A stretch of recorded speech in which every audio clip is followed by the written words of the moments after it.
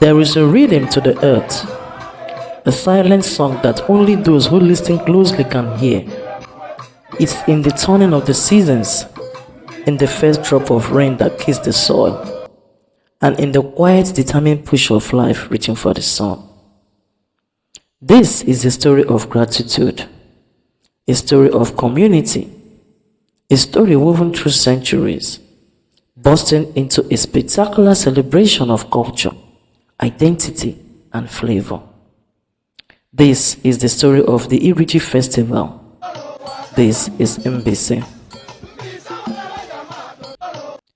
Imagine a place where the air hums with accent rhythms, where the scent of roasted yam mingles with the excitement of thousands gathered in celebration. This is Mbaise during the Iri Ji Festival, one of Nigeria's most captivating cultural events that transformed this region of Imo State into a spectacular display of Igbo heritage. Every year on August 15, the Mbaise people welcome the world to witness their joyous New Yam celebration, a tradition that has endured for centuries despite modernization and change. This documentary will take you on an immersive journey through the history, significance, and breathtaking visuals of this extraordinary festival.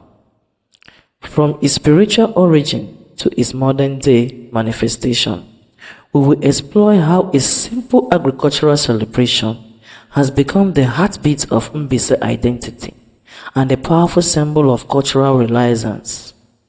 Whether you are familiar with Igbo culture or discovering it for the first time, this celebration of harvest, community, and tradition promises to leave you in awe. The exact origin of the Iri Ji Festival in Mbaise are shrouded in the midst of oral tradition, with no living person able to attest to its exact beginning date. What remains is the collective memory of a people connected to their land and its bounty. The name Mbaise itself derived from 5 original cities: Agbaja, Ahiara, Ekwerazu, Ezenihite, and Oke-Uvuru. This federation of communities, spanning approximately 404 square kilometers with a population of over 1 million people, represents one of West Africa's most densely populated regions. The area's nickname, Seat of Sages, reflects its reputation for wisdom and cultural preservation. One fascinating origin story tells of Mbaise's connection to the Ngwa people. According to this legend, both groups were journeying from Agbaja in Owerri when they reached the Imo River. Some members of the group decided to rest and roast their yams before crossing, while others hurriedly crossed the river.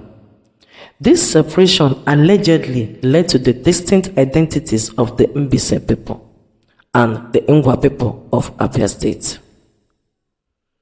Before Christianity arrived, early inhabitants of Mbaise believed in many gods and one supreme god, Chukwu Abiyama or Ekekereowa. They revered Ahiajoku as the goddess of farm crops, especially yam. The mysterious way yam regenerated when their heads were left in the ground was seen as a divine intervention worthy of celebration and thanksgiving. At its core, the Iri Ji Festival is about gratitude and renewal, but its meanings run much deeper through the social fabric of Mbaise society. The festival, originally called Mbaise, which means I do not stop anybody from working hard, served as both reward for hard work and encouragement for lazy community members to participate in farming. Yams represent far more than just food in Mbaise culture. They symbolize wealth and status. That is, the size of a man's yam barn traditionally determine his social standing and ability to provide for a family. It also symbolizes hard work and perseverance. Yam cultivation is labor-intensive, representing discipline and dedication. It also symbolizes spiritual connection. The crop is seen as a divine gift, linking the people to their ancestors and deities. Lastly, it symbolizes cultural well-being. Abundant harvest ensures food security for all community members. In pre-colonial times, farming accounted for approximately 90% of income in Mbaise, and the number of yam barns directly indicated a person's wealth.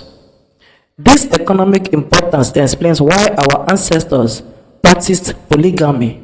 More wives meant more hands to cultivate more crops. The festival also represents a fascinating blending of tradition. While originally a pagan celebration honoring the yam deity, Ahiajoku, the festival's fixed date on August 15 intentionally coincides with the Catholic feast of the Assumption, demonstrating how Mbaise people have harmonized their indigenous beliefs with Christianity. Weeks before the main event, Mbaise begins transforming into a festive-ready region. The air fills with anticipation and activities as community prepares for their grand celebration. Farmers carefully select the finest yam tubers from their harvest. The largest, most perfect specimen will be presented during the rituals. Women clean up their compounds thoroughly and begin to stack up of ingredients for the feast: pepper, palm oil, vegetable, and chickens.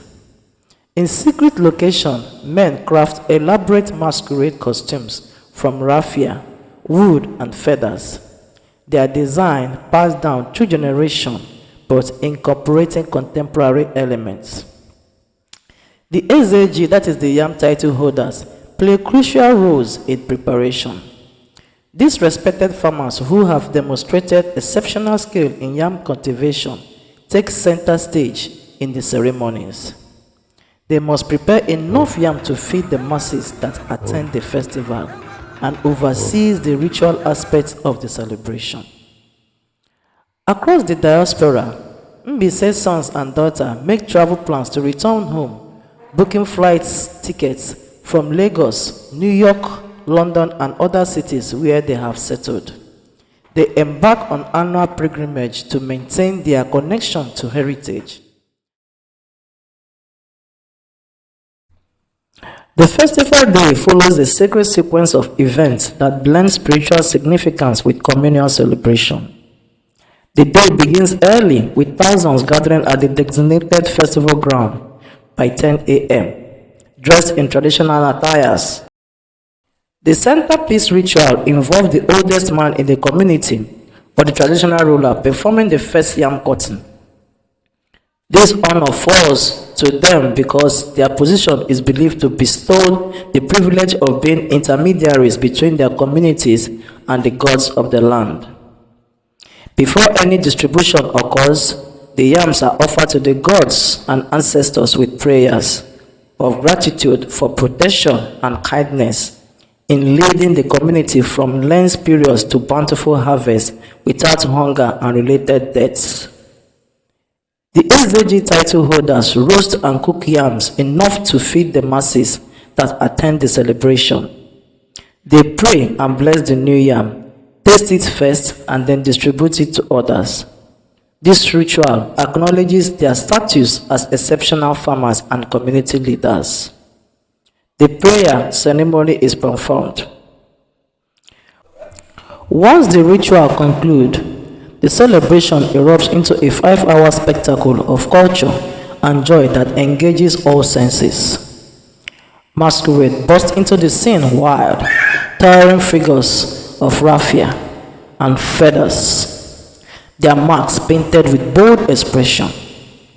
These spiritual elements believed to reincarnate into human forms, especially for the festival.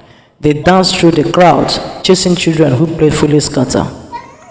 Each village presents its unique performance, some feature wrestling, some graceful Median dance, while other communities showcase their distinctive cultural expression. The air fills with romantic music, the deep, steady beating of drums, accompanied by the sharp ring of the ogene gong. Folk dance tells story of the history and valor, while contemporary shows and fashion parades display the evolution of Igbo cultural expression. Food stands overflow with traditional delicacies like yam pepper soup, roasted yam with spicy sauce, pounded yam with various soups, and plenty of palm wine to wash it down. The festival becomes a culinary of adventure as visitors sample different preparations of the